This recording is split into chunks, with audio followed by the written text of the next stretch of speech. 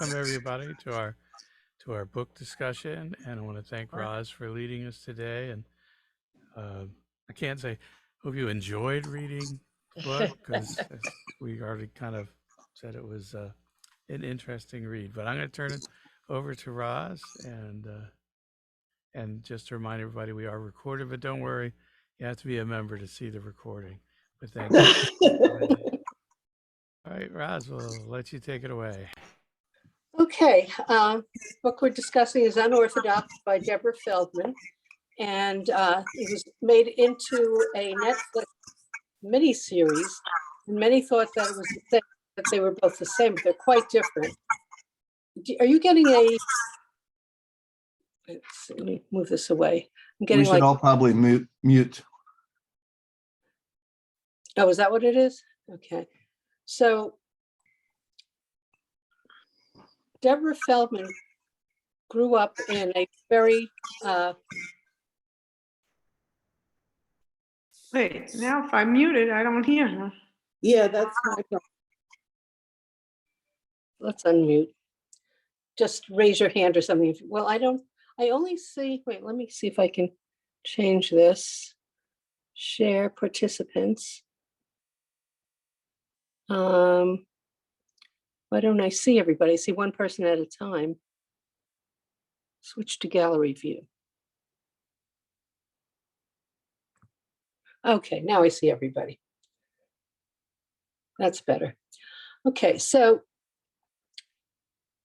she grew up as a member of the Hasidic Satmar group in Williamsburg, Brooklyn. Now, the Satmars were came about because the Satmar rabbi was saved from the Nazis and sent to America. And because he was saved, he started this sect whose belief was that if you were extreme in your Judaism, you wouldn't have another Holocaust. That the Holocaust was because Jews tried to assimilate and didn't follow all the dictates of the religion. So the Satmar did everything to extremes. And people who didn't grow up, like her Bubby, who did not grow up as that Orthodox, but when she came to America, she had no other choice because she had lost everybody. So she joined, I guess when she got married, she became a Satmar. But they're a fairly large group. I listened to some of her interviews, and I think she said there's like 30,000 or more in Williamsburg, and they impose a lot of strictures, especially on women, because their idea is that you have to make up for the 6 million that were killed in the Holocaust. And the best way to do this is through procreation. So they make it so that women can only have intercourse when they are most fertile. And so and there's no birth control. So some of these women have 10 to 20 children. They're basically baby factories. And that's what they're primed to do from the time they're born, is to have babies and take care of their husbands. And so that's the way, how she was raised. She spoke Yiddish. She was prevented from going to the public library. She did go to school, but only until 6th grade. And the English and math education was very limited. It's basically, she was taught Yiddish and none of the skills that would allow her to function outside of the sect. And that's why it's so amazing that she did leave the sect and became successful. I was amazed to learn that she became so successful. She's actually has a net worth of $5 million now. So she went from rags to riches, literally. And she says that the turning point for her was the birth of her son, because she didn't want him staying in the Hasidic community. And the irony is that after she left and moved to Germany, her 6 years later, her husband also left and married a non-religious woman and had 2 children with her. And their relationship now is better than it ever was. And he's a better father to her child as well. So I found it ironic that she moved to Germany. It would be the last place I think I would go. But she says that she sees Berlin as the capital of the West. It's a city where everyone can find a home, where everyone can find freedom. It's the last bastion against oppression. So that's just some background on her. And she now writes in German because she says it's the closest language to Yiddish. And she feels more comfortable writing in German. Okay, let's get to some of the questions. As a girl with 2 absentee parents and an outspoken nature, Deborah was systematically made to feel different or bad. How did the structure of Satmar Hasidic culture make her feel such shame? And how did this shame serve to subjugate her?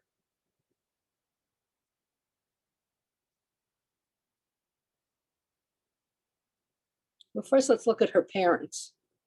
Oh, go ahead, Linda. Linda, you need to unmute. Okay, can you hear me now? Well, part of it is everybody else seemed to have parents, and they were large families, and they all stuck together with their parents and the families. So she was like, she didn't have her parents around, and her parents were a little, well, strange, I would say, and her mother just left them, and that wasn't what usually happens in that society. And her father was And her father. mental issues. Evidently, there are a lot of children born with retardation and other issues because they do have children up until their sometimes late 40s.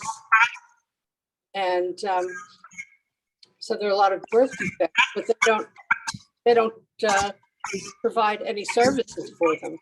So her father is left to just wander on his own. And, you know, she's shamed because and her mother's a lesbian, is left to become a lesbian. So she has it from both sides that she's not made to feel as worthy as the other people in the sect. And when Deborah learns that King David, a sainted historical figure who supposedly did no wrong, is a murderer and a hypocrite, she writes, "I am not aware at this moment that I have lost my innocence. I will realize it many years later." What is the line between innocence and willful ignorance? How did Deborah's ability and willingness to question authority and think for herself change the course of her life? Rhonda? Unmute, please.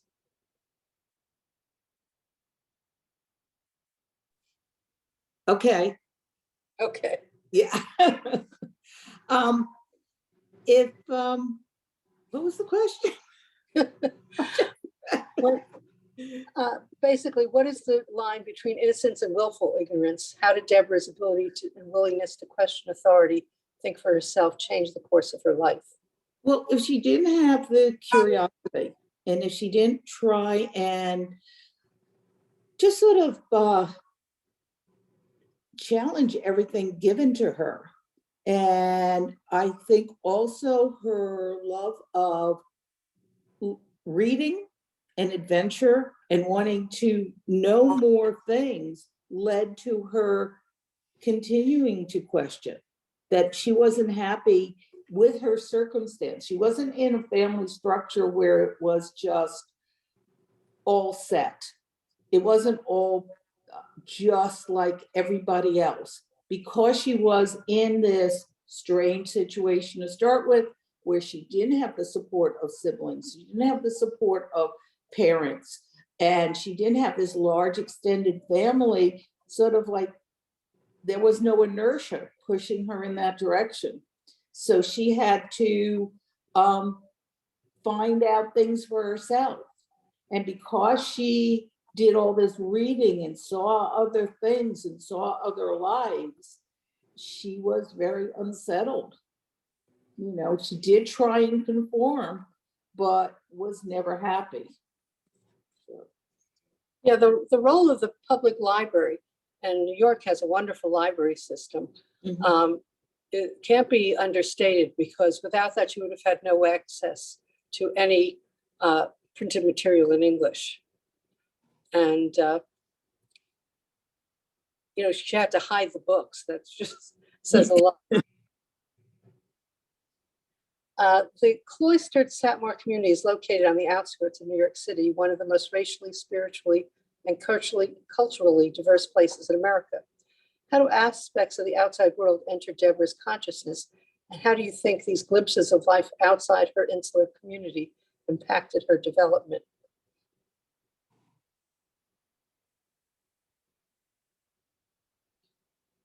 Denise? I remember in the book, she said a couple of different times that she took buses to some bookstores and things like that. So besides seeing the books in the bookstores, you know, when she went to these places, it was outside of her community. And she saw how other people were living, how other people were walking around in freedom, the women dressed differently and all of this. And it all fit into a lot of what she was understanding in her reading.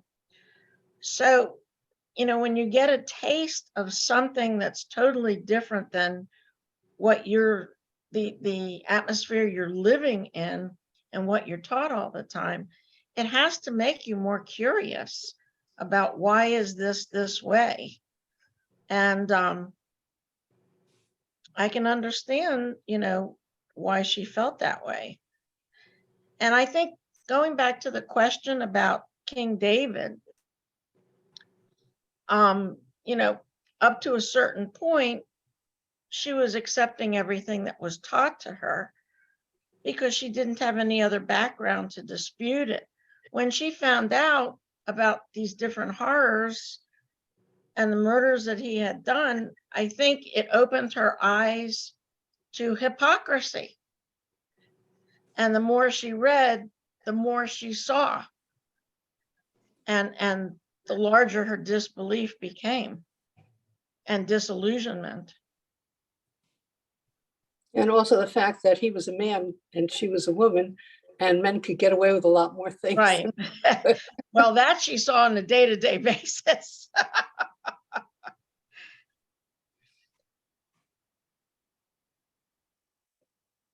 Okay, Deborah writes of the various ways she was restricted and constrained by her religion, but her grandparents found solace in the strict Hasidic community after the Holocaust. Were there any positive aspects of her tightly knit sect?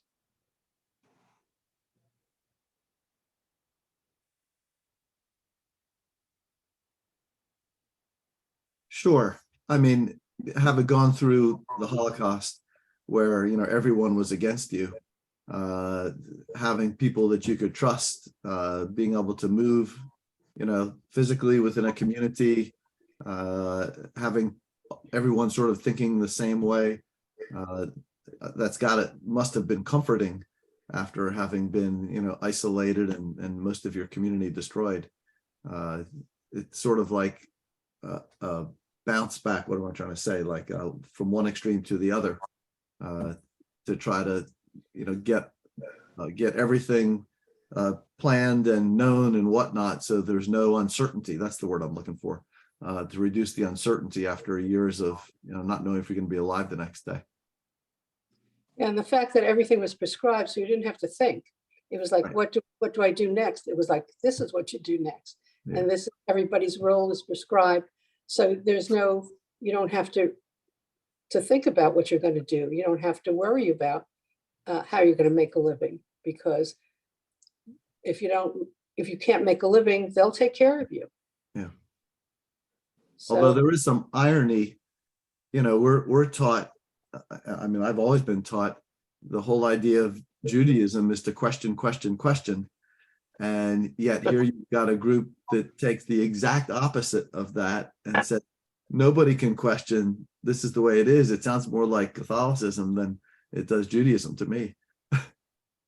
well, there are a lot of similarities between, other extremes in other religions and the Satmar sect. Like in extreme Muslim sects, where women are also prescribed very narrow roles and basically just, childbearers, and some of the very, extreme,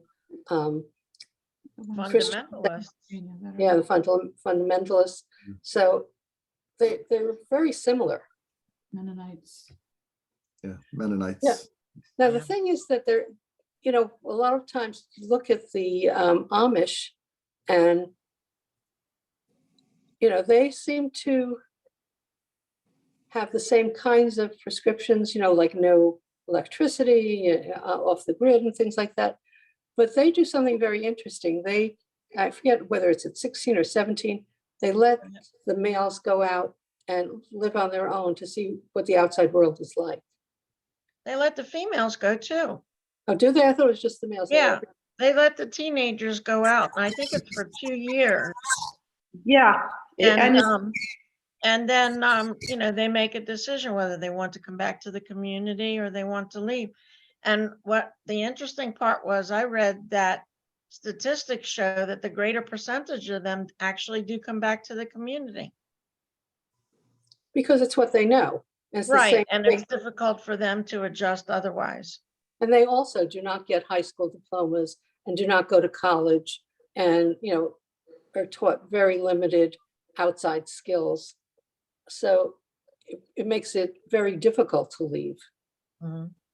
also, if they leave, a lot of times they're just shunned by their families, and it's like it's not my child anymore, so they don't have any support.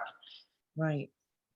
Yeah, it's like the Orthodox Jews who, if one of their children marries outside the religion, the child is shunned and, doesn't exist anymore. Yeah. So, so there are some positive aspects to it, but I think for us, coming from the other side, it looks mainly negative. How was Deborah's life affected by gossip and the fear of scrutiny from her friends and neighbors? Have other people's judgments and criticisms affected your own life? I think it's pretty well known that anytime, can people hear me? Yeah. That anytime you're criticized, that sort of stays with you and it sort of hurts. And having not the support of parents and having her grandparents sort of, brought into the community, and that was their survival, that she was always the outcast. She couldn't feel comfortable, couldn't feel as part of the whole. So that was a very difficult thing. And that no one, she had no one to turn to. She had no one to confide in. And even like when she did marry, the judgment of everybody around her, and what's wrong with you, and it was overwhelming. Well, they treated her a little better when at the beginning, when she was married, but then when she couldn't conceive, that's when the rumor mongers really went to town. That's like the worst sin. If you don't have children, and you're not satisfying your husband, then what are you there for? Mm-hmm. So yeah, that's where she was definitely affected by the gossip, and that everybody knew her business. I mean, it wasn't like you have a problem, you and your husband have a problem, it's your, it's between the two of you. There, it's open to the whole community. Everybody knows you're having problems. It amazed me of the, I don't know if this is the nicest way the level of ignorance about things, about human relations and all of that, they just were like, okay, go have children. And like, her one friend, had A ruptured a colon. Yeah, thank you, because I was not sure how to put Huh. that one. I was just like, oh my God. I had to read that part like twice to go, what? Oh my God, that's what she's talking about. And because they weren't taught. They were, our kids get it in 5th grade, they get it again in 8th grade.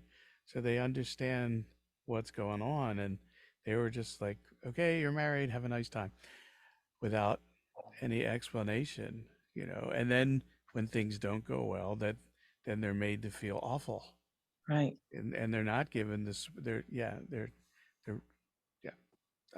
The most ironic thing is, they're so interested and they want them to procreate so much, and it's so important to them, and yet they won't give them the tools that they need to be able to do that successfully. Well, they do have the woman who counsels her on, Yeah, but that was afterwards. After they started having all the problems, it wasn't at the beginning to help them, to prevent them having those kinds of problems. With the girl who had the ruptured colon, she could have died. Yeah. When that happened, that's a serious thing. And it's crazy, since they want them to procreate and be successful and have so many kids. Give them the tools that they need so they can do that successfully without having all these problems. Yeah, a few years ago, we read, I think there are about at least 3 or 4 of us who remember the book by a man, Shalom, All Who Go Do Not Return, who was about a man who left an equally or even more restrictive sect. And one of the things that horrified me about that was, after they got married, he turns to his wife and he says, "Where does the baby come out?" And she says, "I don't know." And it's like, talk about ignorance. I mean, they really told them nothing. Yeah. So it seems like that's one of the things. He was a member of the Skverer Hasids, who were even worse than these.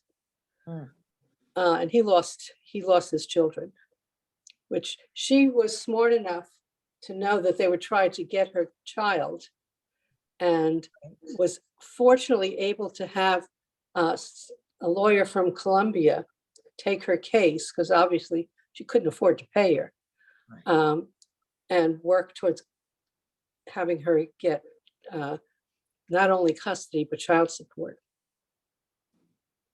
So there were differences in the two situations. Well, I thought I had read somewhere that when her mother decided to leave the community, that they threatened her. She wanted to take the daughter with her, but I read that the community had threatened her and said, if you take her, we're going to ruin your reputation. We're going to do this, we're going to do that. And that's why she wound up not taking Deborah with her, because of the community stopping her. That, and she had no means of supporting her. And somewhere I read a review that she had a sister. You don't read that. It's not in the book at all. Oh, really? Yeah, that she had a sister, but that she didn't want to put her in the story because she figured sister could tell her own story if she wanted to.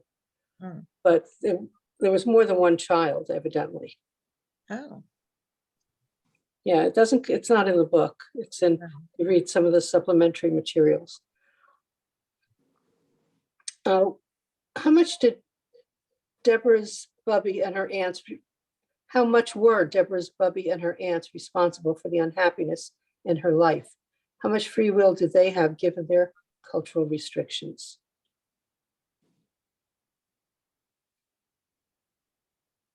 Her Bubby didn't seem to have that much input.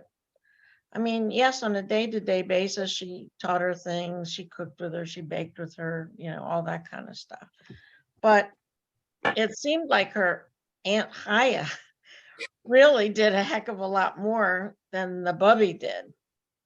And it seemed like whatever Aunt Haya said went, and Zadie and Bubby just went along with whatever she wanted.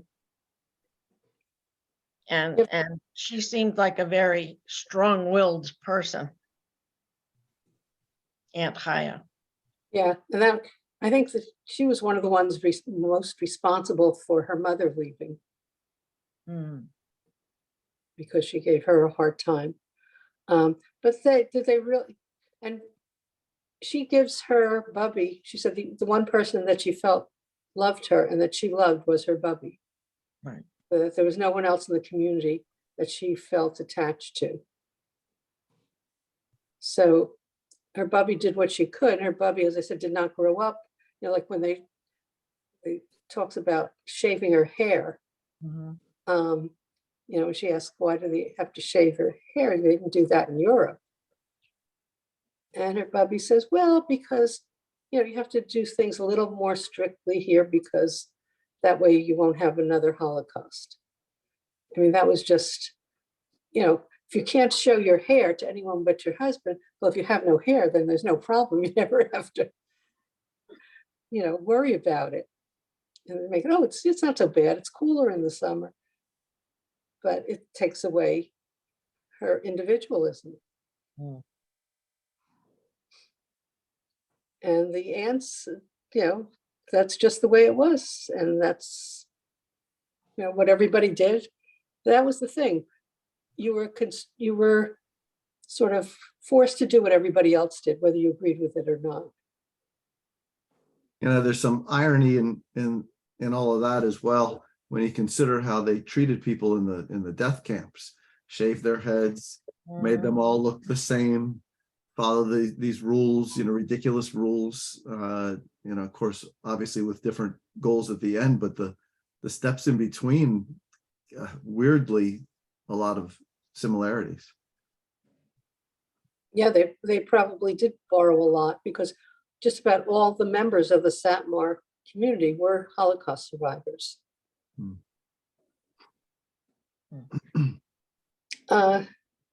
Discuss, when it's time for Deborah to find a husband, her ordinary stingy Zadie starts spending money. How does this rampant materialism conflict with the community's values of modesty and simplicity? How does this kind of materialism differ from, and how is it similar to materialism in secular life?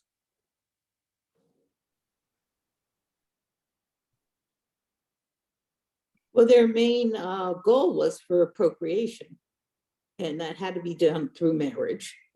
So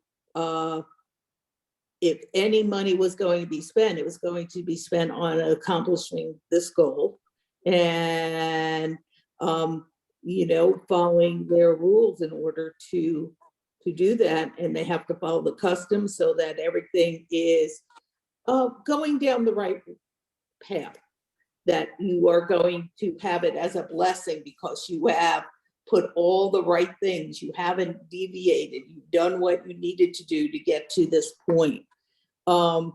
So it made sense that that's what they would spend money on, because it wasn't viewed as frivolous, it was viewed as, this is how we're going to procreate.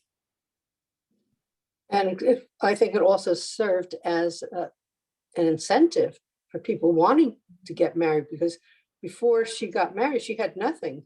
You know, she got her hand-me-downs from one of her relatives and, you know, never got new clothes. Here she got all this beautiful new stuff and jewelry and things that she would never have gotten otherwise.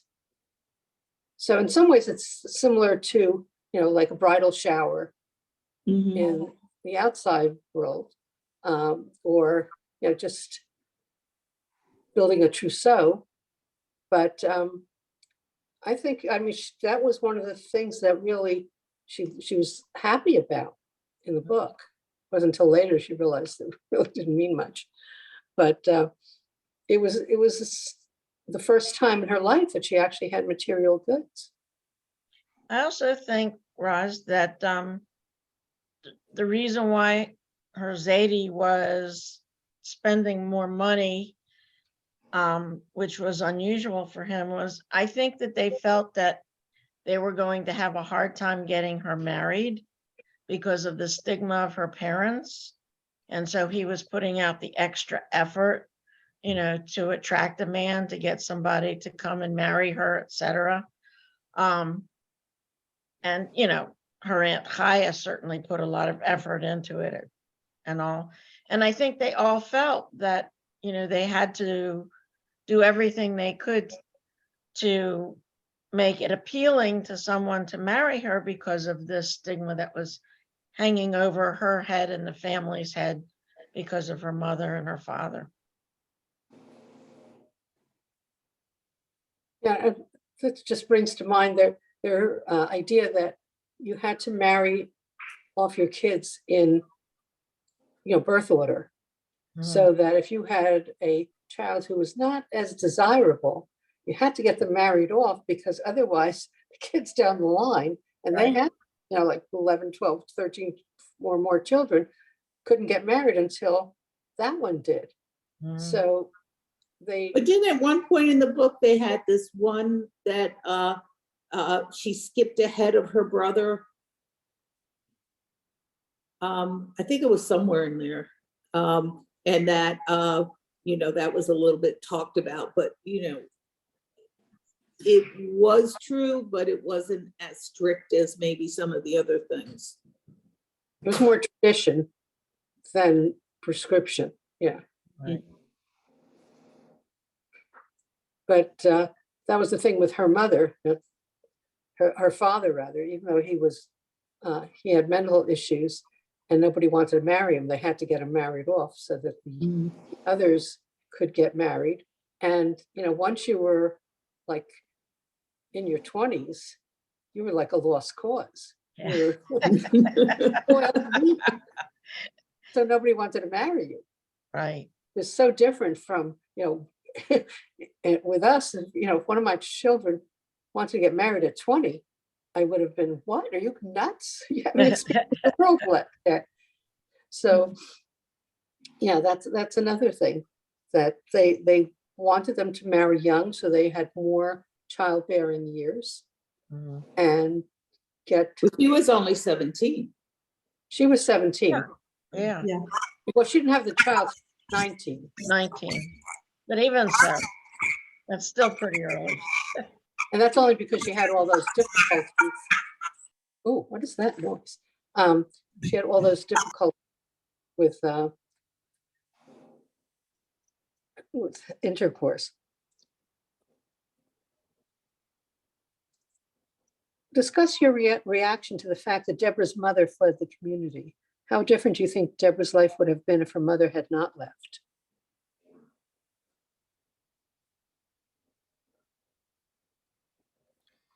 I think it would have been a whole lot more normal if at least her mother was there and they understood that the dad had his own issues, that at least one parent was there.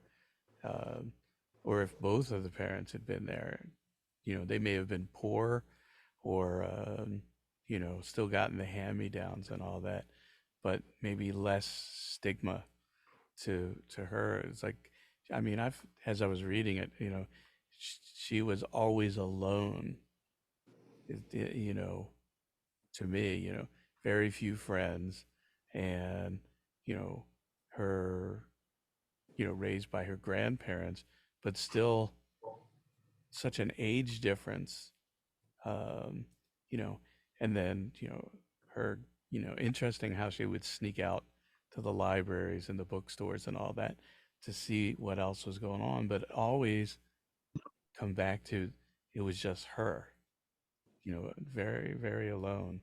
And then at least if she had one parent, she wouldn't, I think things would have been a little different, but quite horrifying, and this marrying at such an early age and not knowing your spouse much before you get married, which I think is, you're asking for disaster,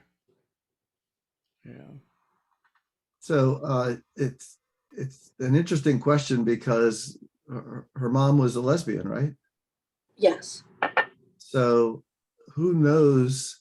I could see this going different ways. If she had stayed in the community and basically had to hide her true nature, how much resentment would have built up, and would she have encouraged her daughter to go out and go out of the community because she didn't? Or would she sort of put on the Satmar hat and say, well, no, you got to stay here? And whether she would even communicate to her daughter that she stayed even though it wasn't good for her personally. Or this could have gone a bunch of different ways, I think. Yeah, see, I think that because her mother had left, she saw that it was possible to leave and to succeed. So I think that if her mother hadn't left, she probably would have stayed. Well, yeah, agreed, unless the mother felt like, she had lost her opportunity and didn't want her daughter to also lose her opportunity. I guess it depends on, how empathetic of a person she was with her children. Now, what I'd like to see, what I would have liked to have seen more in the book is how much help her mother gave her when she left. I didn't really get that much information. She went out to lunch with her, and that's about all you found out about her relation with her mother after she left. But did her mother provide financial assistance? Did she help her in any way? We really don't know.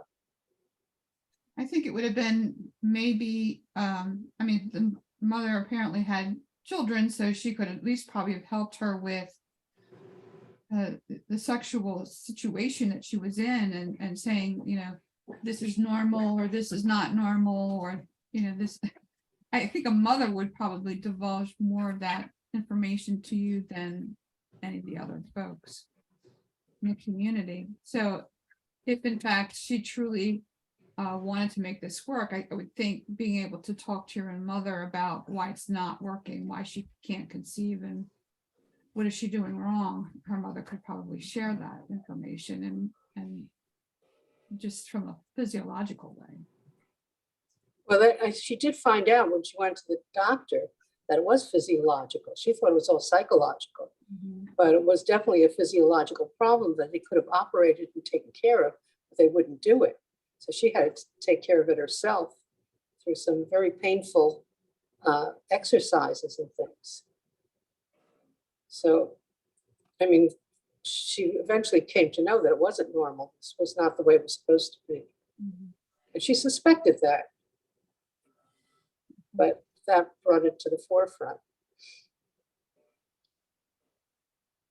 Even though her marriage is arranged and she has very little say in the matter, Deborah originally views her impending nuptials as an opportunity for freedom. Was she naive? Did her marriage with Eli constrain her even more than she already was?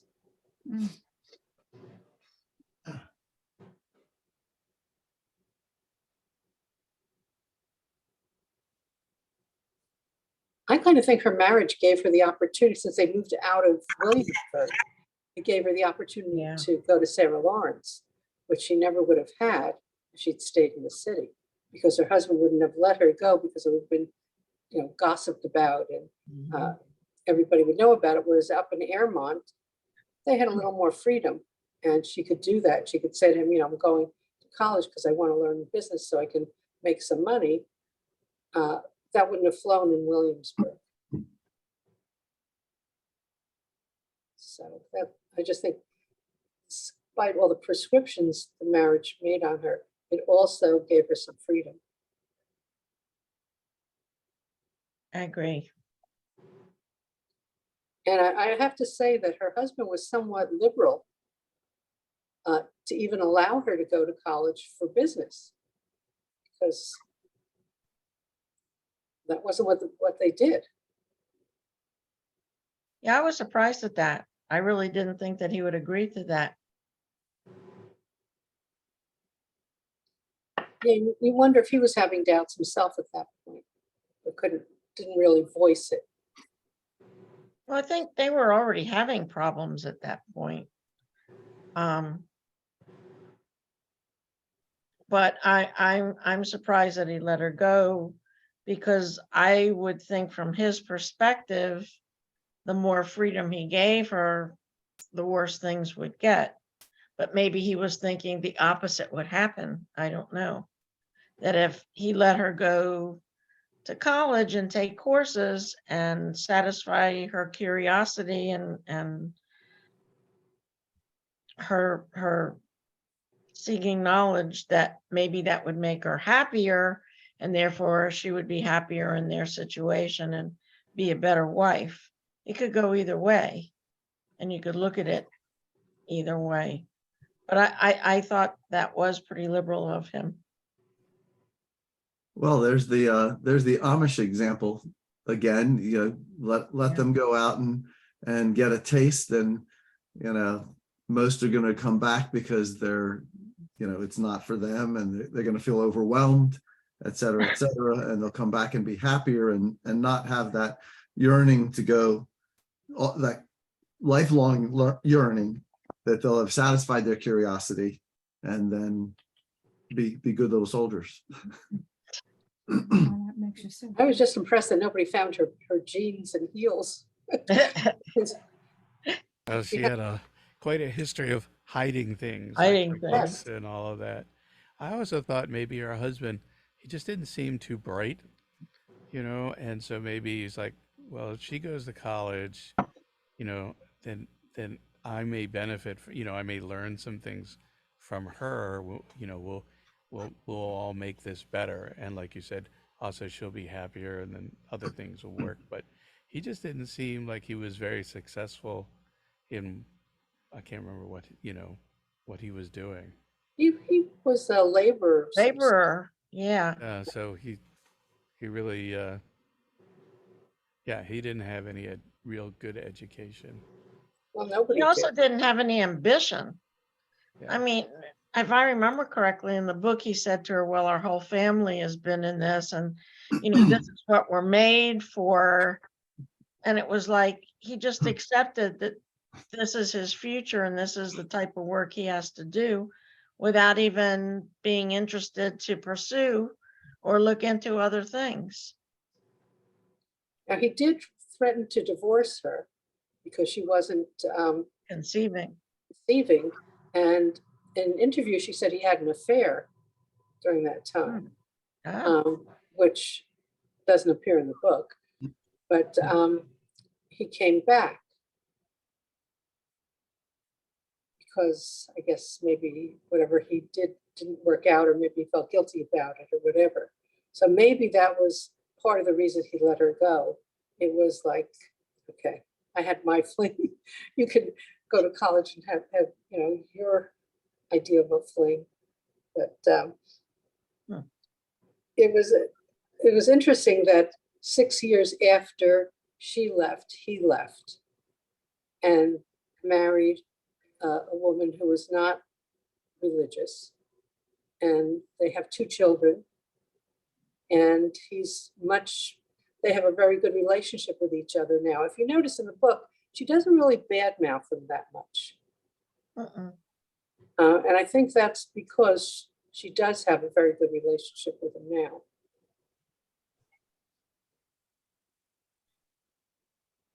Deborah's description of going to the mikveh is one of the most harrowing of the book. How did her experience in the ritual baths expose the most glaring hypocrisies of her religion?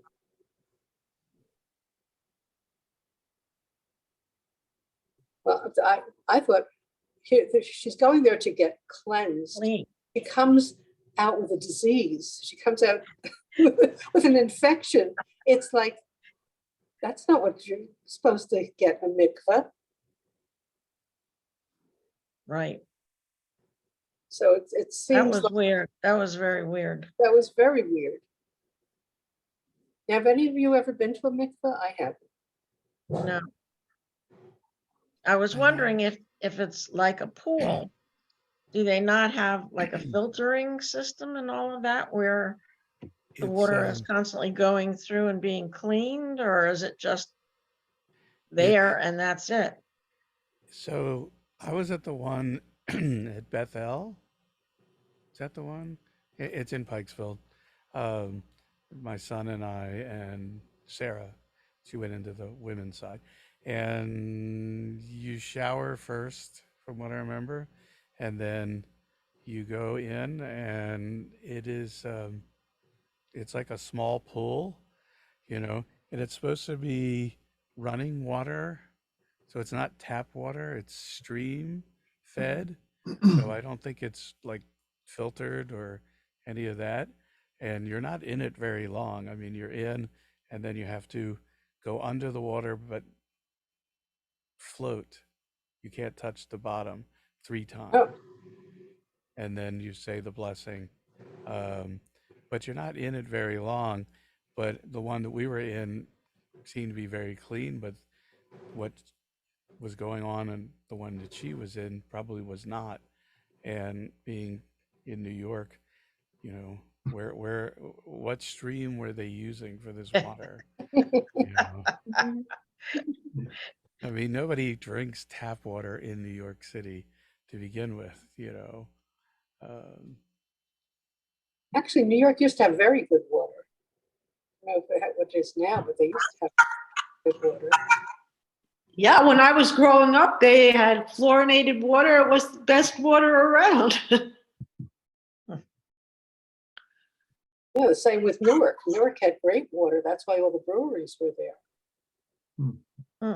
We visited the one down at Lloyd Street in Baltimore. I remember going down into the basement of the shul down there.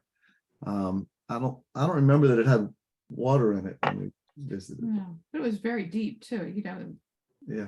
you could see, well, it would not be hard to not touch anything when you go in because it's so deep. Pick up your feet and you're sink in, you wouldn't hit the bottom. Right. But I guess that was, I don't know, Jones Falls or I don't know what Yeah, water. you're right. It was empty because we were on that trip Mhm. for a Yeah. different time, but yeah, it was not in use. But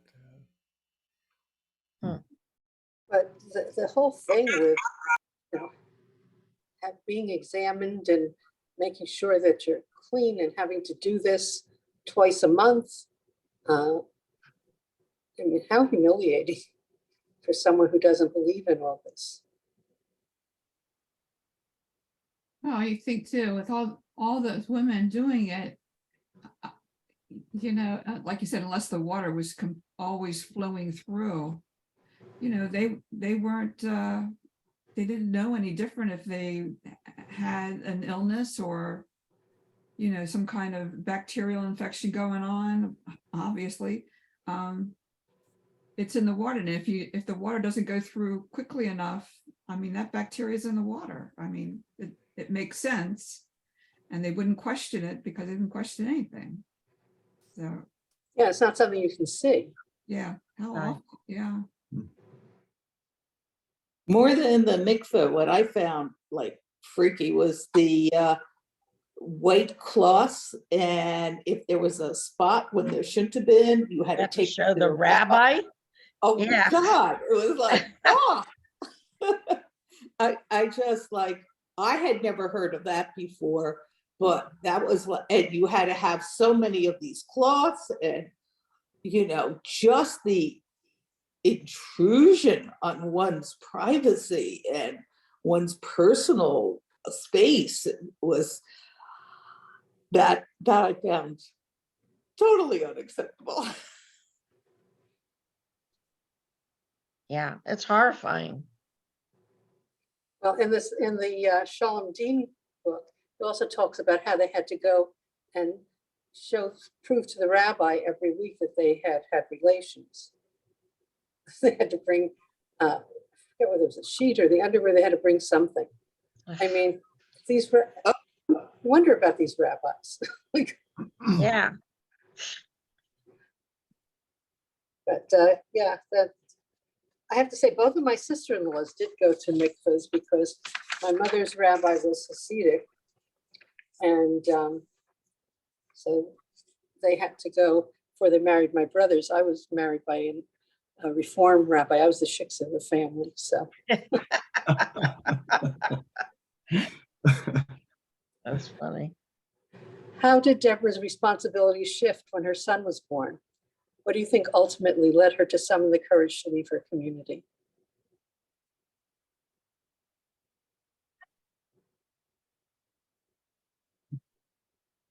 Could you repeat that? Because I didn't hear everything. My sound wasn't good. How did Deborah's responsibilities shift when her son was born? What do you think ultimately led her to summon the courage to leave her community?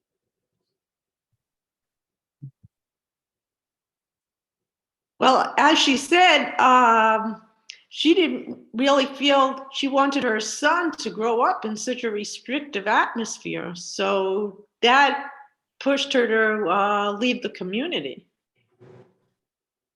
And I think her responsibility shifted from taking care of her husband to taking care of her child. Mhm.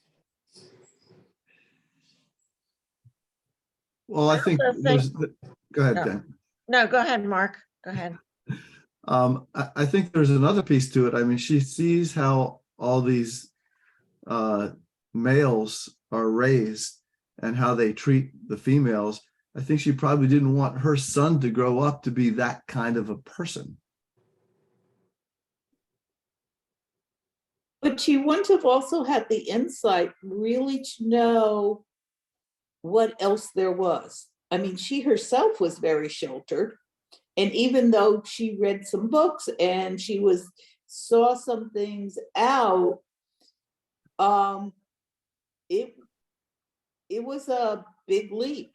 It was a hard thing in not knowing how things could turn out and have any support. So leaving that security would have been very tough. And that leap of faith, I think, is a very hard thing to do. Well, I think it helped when she went to Sarah Lawrence College and she made some friends and they started talking when they went to lunch and all that. And then she started writing that blog. And when she saw how responsive people were to that blog and that she was successful in writing in any way, shape, or form, be it the blog or otherwise, and they started talking to her about, hey, I could introduce you to this person and this person who would be interested in this if you want to turn it into a book or whatever. I think that was the opening for her. And I think she saw that, hey, this may become a lucrative thing if I can pursue this. And that would be a way of making income so that I could support my son and, go out on my own. And I think that might have been, a good part of the impetus at that point. Yeah, that she saw a way out. Mm-hmm. Well, I think she was also a little bit of a risk taker. I think you have to have some sort of a risk-taking personality. Kind of goes along with the questioning. You want to see what other things are happening. I mean, just stepping into those things almost sort of like incrementally. I mean, it's not like she just went out without any background or anything. It was sort of stepwise, and she was willing to take another little smaller risk and another smaller risk until, she was willing to take a little bit more of a risk. I'm also thinking that, what did she stand to gain by staying in the community? I mean, I just don't know that she felt like they would ever help her any more than they did with raising her son in this whole life. I mean, she certainly wouldn't be able to help him, not understanding their whole premise, not growing up necessarily in that early enough and having support growing up. how in the world is she going to raise a child in that environment if she doesn't understand it herself? It's so restrictive. It made no sense to her, just, and they weren't compassionate, with her, and how, if she depended on that from them for her son, would she even get that? I mean, it seemed like she would be forcing her child to go through what she went through. Okay, Deborah writes about the abuses that are allowed to run rampant in the Satmar community, from her own father's untreated mental illness to pedophilia. From Deborah's account of life in the Satmar Hasidic religion, do you think the community will ever be able to change or be reformed? No, I don't think so. No, they harken back to the 18th century. Yeah, and I don't think that they want to change. You have to want to change in order to make changes and make a difference. And their whole premise of, if we're not pious enough, then God's going to punish us by bringing on another Holocaust, I think is one of the main things that would prevent them from changing.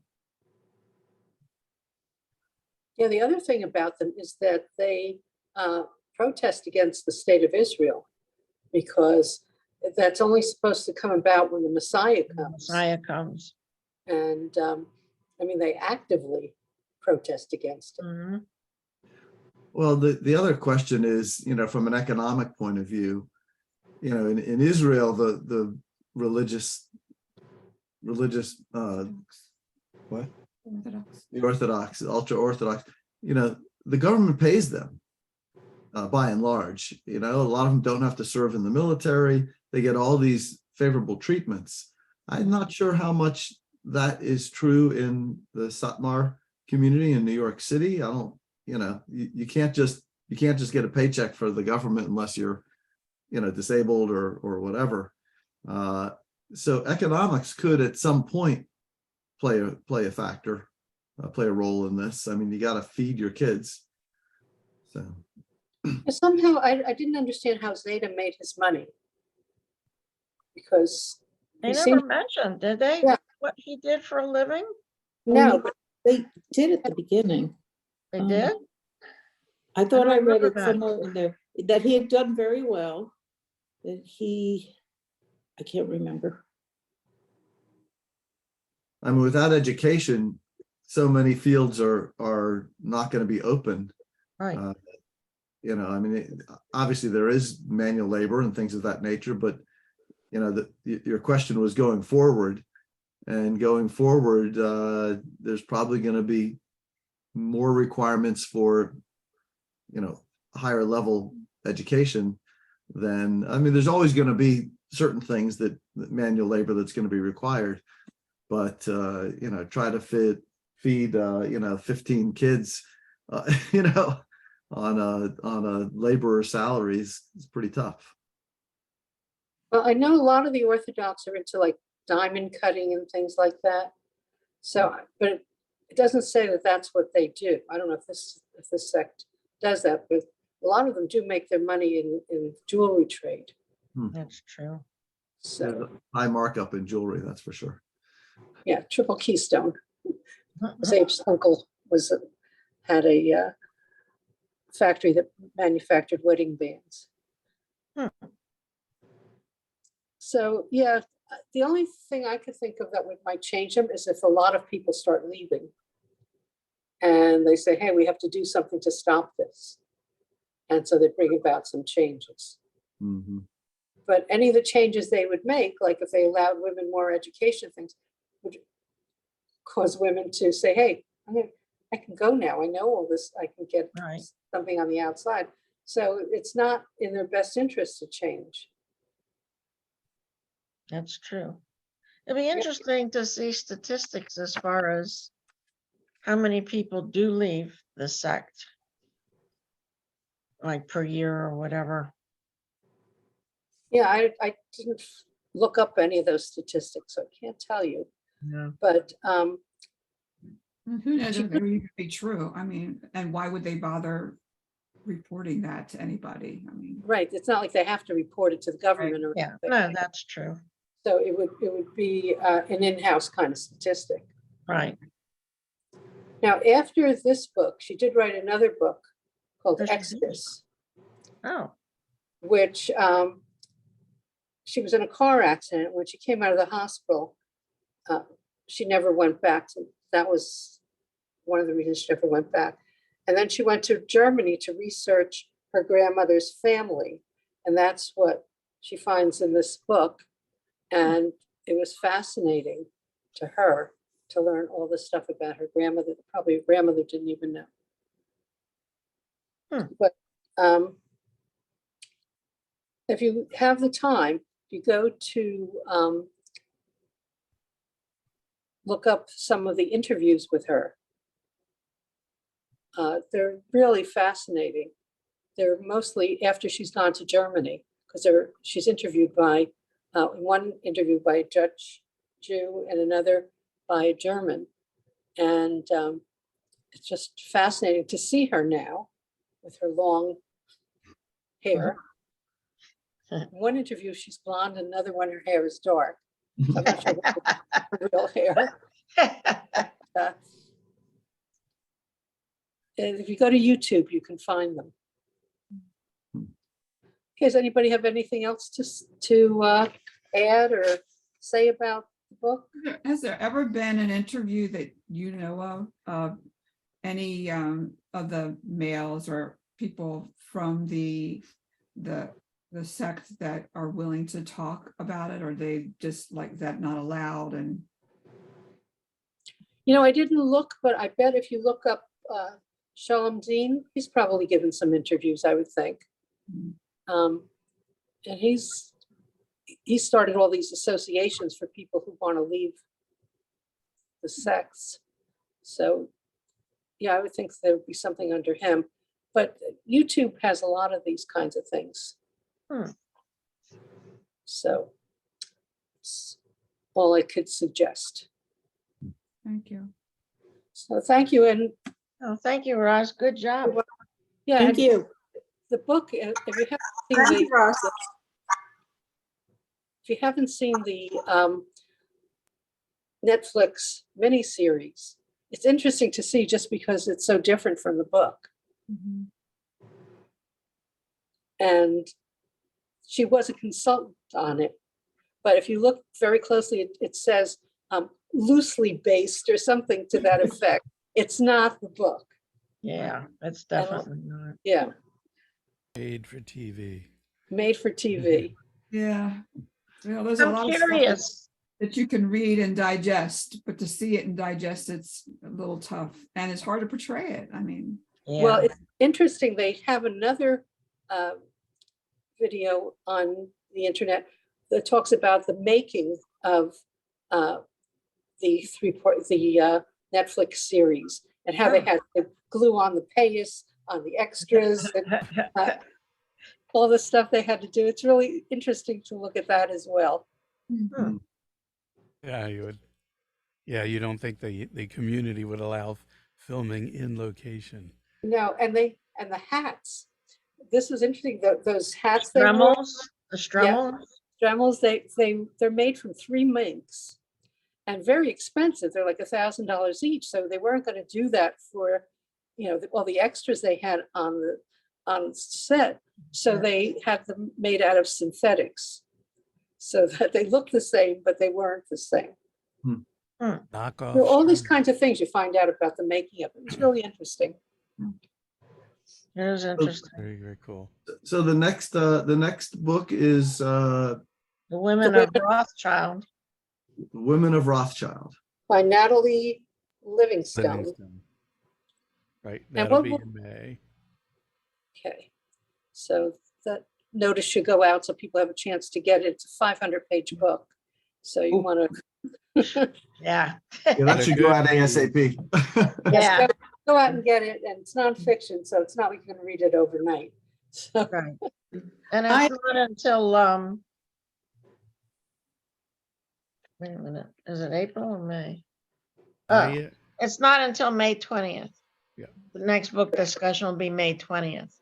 So I'll give you plenty of time to Read the read it. book.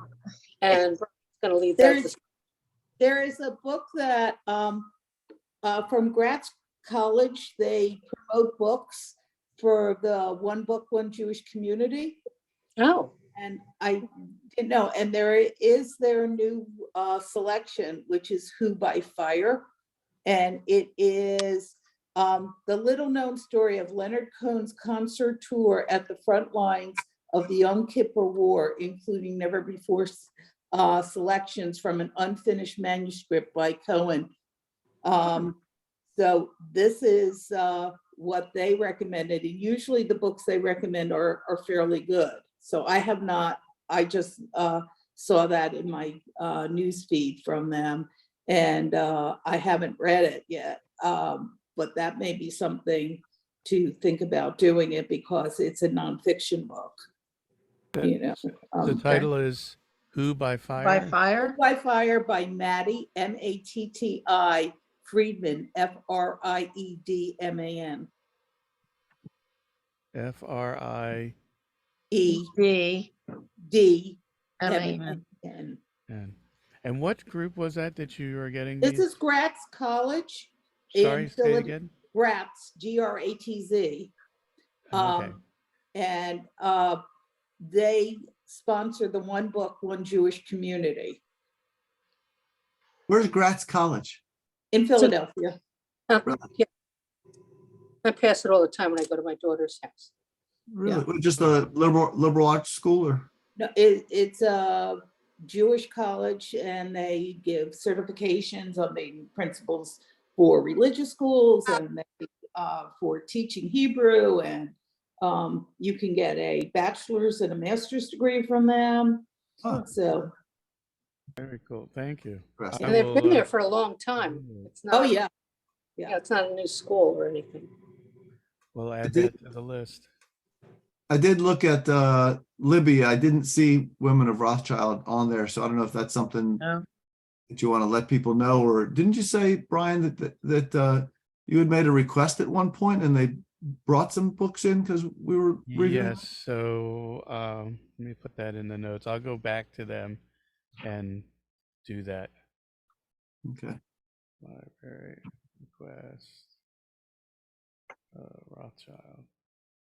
Brian, it would also be good to get an update of, because I hadn't put it in my calendar, of what the this group's dates are in the year. So it would be good to have that refreshed. That'll be in the February newsletter. Now Good. We've got everything planned out. It'll be like a little laundry list. So, Good. Roz, I want to thank you for leading a great discussion this morning. Thank And you all for coming. Thank Right. you. Thank you. Thank you. Thank everybody. you, Roz. Good job, Roz. Very Okay. good.